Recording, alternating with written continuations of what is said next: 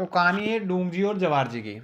डूंगजी और जवार जी क्या थे, एक तो राजस्थान के लोक देवता के रूप में प्रसिद्ध थे, और दूसरा उसका जो पैशन कह सकते हैं आप, हॉबी, वो डाकू थे। पैशन उनका डाकू था।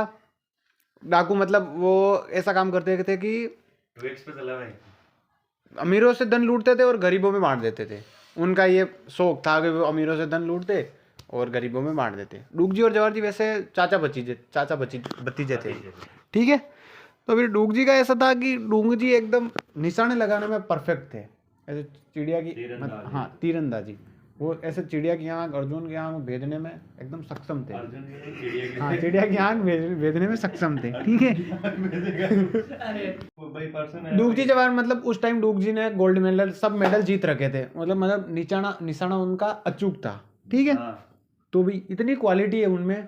तो उस टाइम जो अंग्रेजों का शासन था, तो अंग्रेजों ने उनको एक शेखावटी ब्रिगेडियर थी, उसमें उनको रिसालेदार के पद पर, रिसालदार सैन्य पद पर नियुक्त कर दिया, ठीक है। लेकिन डूंगजी जवाहर जी में ऐसा ईगो था थोड़ा बहुत। वो ऐसे ऑर्डर नहीं मानने वाले थे। अंग्रेज तो ऑर्डर देंगे और वो अंग्रेज ऑर्डर मानने वाले थे नहीं। तो थोड़े दिन तो चला उनका, लेकिन बात ये है कि आप श्रीकांत का आप ईगो हर्ट नहीं कर सकते। ईगो हर्ट करते ही तो बस बात खत्म। तो उनका ईगो हर्ट, श्रीकांत एक मूवी का डायलॉग है, सिंघम मूवी में वो ऐसे बोलता है कि आप श्रीकांत का ईगो हर्ट नहीं कर सकते। सिंघम तूने ये गलत कर दिया, ईगो हर्ट नहीं करना चाहिए था तुझे। तो ऐसे ही डूंगजी का हो गया ईगो हर्ट। तो उन्होंने वो रिसालदार का पद छोड़ दिया और वही अपना वो पुराना काम, धन लूटना और गरीबी में बांटना, मजे करना। उनकी एक बढ़िया तगड़ी टीम थी। डूंगजी जवाहर जी चाचा भतीजे थे ही, उनके साथ कर्णा भील और लोहार जी जाट और एक मीणा था, सतवा मीणा ऐसा नाम का था, ठीक है। तो उनका काम था, उन्होंने क्या किया था 1847 में, 1847 में नसीराबाद की छावनी लूटी थी। नसीराबाद की छावनी में क्या लूटा था, अंग्रेज थे वहाँ पर नसीराबाद में। तो उन्होंने लूटा था कि 52,000 रुपये मिले उनको। पहले तो रुपये मिले, और 52,000 रुपये को क्या किया उन्होंने, पुष्कर में जो 52 घाट थे उनमें से कुछ घाटों का निर्माण माना जाता है कि डूंगजी जवाहर जी ने किया था। और जो भी वो अंग्रेजों का झंडा था नसीराबाद में, जो छावनी में झंडा लगा रखे थे, उस झंडा को अपनी घोड़ी के पीछे लगाया और तब तक लगाए रखा जब तक वो कट फट के ऐसा बेकार टूट ना जाए। मतलब अंग्रेजों को एकदम ओपन चैलेंज दिया, ठीक है। वह और उनका काम तो यही था भाई, लूटना। तो वो एक बार क्या था, रामगढ़ का एक सेठ था, रामगढ़ का सेठ था। तो उसने डूंगजी जवाहर जैसे 2 दिन 4 दिन पहले ही बता देते कि भाई हम तेरे को लूटने आएंगे, बच सकता तो बच ले, ठीक है, तू तेरा देख लेना, जो भी पुलिस बुलाए, जो भी तेरे डिफेंस में जो करना चाहे वो कर ले, ठीक है। तो हुआ गया कि रामगढ़ के सेठ को पता लग गया, उसको बोल दिया गया कि भाई लूटने आएंगे ये तो, और पुलिस से ये डरते हैं नहीं, अब करे तो करे क्या। तो रामगढ़ के सेठ ने पुलिस को तो बता दिया, लेकिन पुलिस करे क्या, पुलिस इनको डायरेक्ट तो पकड़ नहीं सकती।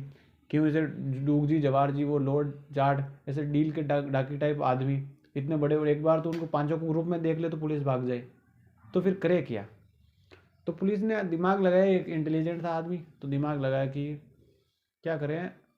एक आदमी था डूंगजी का, शायद साला था, साला भगवंत नाम, ऐसे कुछ नाम था उसका, ठीक है। तो साले को बुलाया और साले को ऐसे लालच दिया कि तू डूंगजी और जवाहर जी के बारे में बता दे, उसको पकड़े कैसे और वो कब आएंगे लूटने, पहले तो ये बता दे।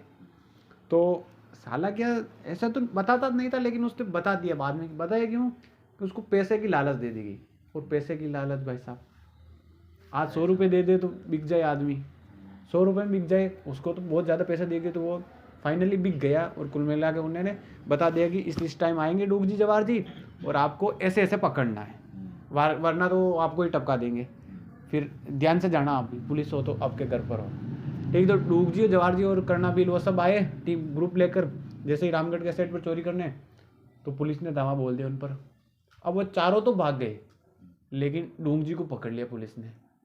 डूंगजी को पकड़ लिया, वो चारों तो भाग गए, और डूंगजी को आगरा की जेल, आगरा की जेल बहुत टाइट सिक्योरिटी की जेल है, आगरा की जेल में डूंगजी को कर दिया बंद। टाइम थोड़ा बीता, और वो जवाहर जी है, जवाहर जी और वो बाकी सब कर्णा भील वगैरह लॉर्ड जाट, वो क्या कर रहे हैं, पार्टियां कर रहे हैं। उनको खबर ही नहीं कि डूंगजी जेल में है, ऐसा कुछ ही नहीं, वो अपना वही लूटपाट कर रहे हैं और वो आगरे की जेल में बंद है, ठीक है। तो एक दिन क्या हुआ भाई, महफिल चल रही थी और डूंगजी की पत्नी आई। डूंगजी की पत्नी आई जवाहर जी के पास कि ये ले मेरी चूड़ियाँ उतार के दी कि तू चूड़ियाँ पहन ले पहले तो, क्योंकि तुझसे कुछ होगा तो है नहीं।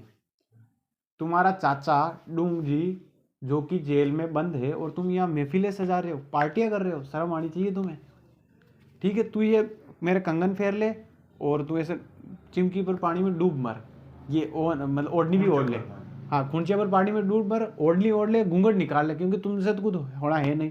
और मैं जाऊंगी आगरा की जेल और मैं छुड़ा के लाऊंगी डूंग जी को। ठीक है, तो फिर ये बात लग गई, ऐसे कालजे लग गई उनके जवाहर जी के। हाँ चुप गई कि अब तो डूंग जी को छुड़ाना है। ठीक है, तो वहां से निकले आगरा की जेल। अब आगरा की जेल के जैसे ही पास गए, आगरा की जेल के पास गए तो फिर उन्होंने आगरा की जेल को देखा है। अंदर तो जा नहीं सकते, बाहर से ही देख सकते, अंदर जाए तो उनकी तोड़ दे। ठीक है, बाहर गए तो इतनी सिक्योरिटी टाइट थी उस टाइम कि वो समझ ही नहीं पाए कि करे तो करे क्या। तो फिर उन्होंने दोस्त में ग्रुप में था लोहट जाट, उन्होंने कहा, भाई लोहटिया जाट ने कहा कि भाई क्यों ना मैं एक आइडिया दूँ। जवाहर जी ने कहा तू तो चुप ही रहे, तूने कब आज तक बड़ी आइडिया दिया है कभी? आज तक ऐसे दोस्तों के ग्रुप में होता है ना, तू तो आइडिया मत ही दे प्लीज, तू तो रहने दे।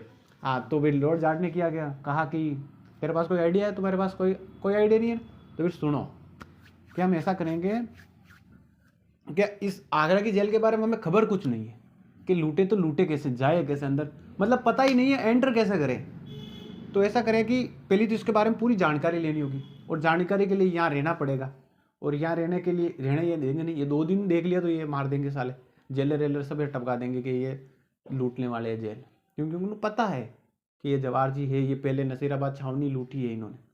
तो आइडिया लगाया कि क्यों ना हम ऐसे अंतिम संस्कार का एक भाई किसी आदमी को मार दे। उन्होंने आइडिया लगाया, एक किसी व्यक्ति को मतलब मारा नहीं, ऐसे किसी पुतले को जला दिया और वहीं पर वो अग्नि जल रही है। ठीक है, और वो आदमी खड़े हैं, तो अंतिम संस्कार कर दिया किसी का, किया तो नहीं बेसिकली, किया नहीं, बस नाटक कर रहे हैं कि अंतिम संस्कार किया किसी का। अंतिम संस्कार कर कर वहीं पर वो मतलब डेरा डाल दिया वहीं पर कि हमने अंतिम संस्कार किया है, तो फिर हम वही 12 दिन जहाँ आदमी मरा है, जहाँ पर हमारे आदमी का अंतिम संस्कार हुआ है, वहीं पर हम 12 दिन करेंगे। ये हमारा हिंदू धर्म में हमारा नियम है। ठीक है, तो फिर जेलर आया, प्लानिंग तो इन्होंने बना ली। जेलर आया, जेलर ने क्या चल रहा है रे, ये जेल के सामने तुम क्या कर रहे हो ऐसे टेंट वेंट लगा के? कि साहब हमारा मतलब एक आदमी बुजुर्ग बस गया है, चल गया है, और हमारा भाई हिंदू धर्म में ऐसा रिवाज है कि भाई जहाँ पर आदमी मरा है वहीं पर हम 12 दिन अंतिम संस्कार करेंगे। उसने उस सैनिकों से पूछा, जेलर ने पूछा सबको कि ऐसा ऐसा कुछ होता है? कि साहब होता तो है इनके यहाँ, इनको ज़रूरी है मतलब जहाँ पर मरा है आदमी वहीं पर अंतिम संस्कार करना। क्यों? फिर ठीक है, क्यों बाकी सब ये जेल के आसपास में था ना, वरना ठीक नहीं रहेगा। जेलर चला गया। ठीक है, अब उनमें से थे जो लोहट जाट थे, वो बड़े ऐसे पंडित टाइप थे, ज्ञानी। ठीक है, तो वो डेली ऐसे पूजा पाठ करते और ऐसे कहानी सुनाते, पूजा पाठ करते। और जेलर क्या, वो आसपास ही रहता था, तो जेलर भी आ जाता था वहाँ पर 2-3 दिन वो डेली आ जाता था और पूजा पाठ देखता। तो कहा था यार बंदे में दिमाग तो है, कहानियाँ तो बढ़िया बोल रहा है, सब पाठ पूजन में तो ये शानदार है लोहट जाट, बाकी शकल का ही खराब है, बाकी सब तो इसमें सही है। ठीक है, तो फाइनली जब 10-11 दिन हुए तो जेलर उसका फैन हो गया। मतलब कि अगर कोई साधु कोई संत तपस्या करने वाला है तो सिर्फ यही है, मतलब इसके जैसा दुनिया में है ही नहीं, मतलब उसको गुरु मानने लगा जेलर लोहट जाट को। ठीक है, तो फिर 12 दिन हो गए, अब उनको पता नहीं है, अब वो सोच रहे हैं कि 12 दिन निकल गए और आगरा की जेल में जाने का रास्ता अभी तक पता नहीं चला, डूंग जी को छुड़ाए तो छुड़ाए कैसे। तो जेलर लास्ट दिन आया, 12वें दिन वो संगत वंगत हुई, कहानियाँ सुनी, और जेलर ने कहा कि गुरुजी आप ही हो बस, क्या ज्ञान दिया है आपने 12 दिन, ऐसा ज्ञान मैंने आज तक सुना ही नहीं, मुझे शिष्य बना लो आपका। ठीक है, क्या ज्ञान देते हो? ठीक है, अरे नहीं कहा, उन्होंने कहा कि भाई ज्ञानी तो मैं ये समझते नहीं है साले, मुझे पता है मैं ज्ञानी हूँ बहुत ज़्यादा, तेरे को शिष्य बनाऊंगा, मेरा गुरु है, मैं तो गुरु हूँ तेरा, मुझे पता है, लेकिन ये मानते नहीं है ना, बात तो यहाँ अड़ती है। तू तो मान गया ना, हाँ, के नॉलेज तो है आप में बहुत ज़्यादा। ठीक है, 12 दिन तो हो गए।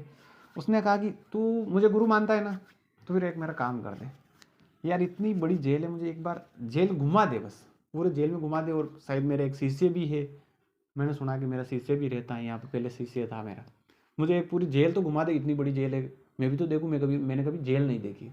तो जेलर ने कहा कि जैसे आप मेरे गुरु हो तो एक बार तो मैं आपको जेल दिखाई दूंगा। तो लोटे जाट और जवाहर जी वगैरह गए अंदर, और डूंगजी के पास जैसे ही गए और डूंगजी ने पहचान लिया उनको, अरे ये तो अपना है, अपने वाले आगे, ठीक है। तो उन्होंने इशारा कर दिया डूंगजी को, डूंगजी समझ गया। अब चोर होते हैं डाकू, वो ऐसे नोटिस कर लेते हैं, जेल में घूमते घूमते उन्हें ऐसा नोटिस कर लिया कि अंदर जाना कैसे है, लूटनी कैसे है जेल, वो सब उन्होंने नोटिस कर लिया कि यहाँ से एंटर करना है, ये करना है, बाद में ये करना है। और डूंगजी को भी पता चल गया था, वो तो उनको जानता था, डूंगजी को पता चल गया कि आज रात तो हंगामा तो होने वाला है, ठीक है। पूरी शेयर करा दी। मतलब गुरुजी ने कहा कि धन्यवाद यार जेलर, मैंने मेरी मनोकामना पूरी कर दी, तूने जेल दिखा दी, मैंने कभी जेल नहीं देखी थी, ठीक है। रात को आए, पूरी टीम आई और पूरी आगरा की जेल को लूट लिया, सब कुछ लूट के, और जो भी वहाँ के जो बंदी सोचे, जो भी बंदी थे वहाँ पर, डूंगजी को तो छुड़ाए, उसके साथ जो भी बंदी थे, जेलर जो भी जेल में बंद थे, उन सबको भी आज़ाद करती, मौज करो तुम, मौज करो बस, अब आज के बाद आगरा जेल में नहीं रहना। तो डूंगजी जवाहर ने आगरा की इतनी बड़ी जेल लूटी थी, बहुत खतरनाक आदमी थे कुल मिला के, बात ये थी। Thank you. Thank you.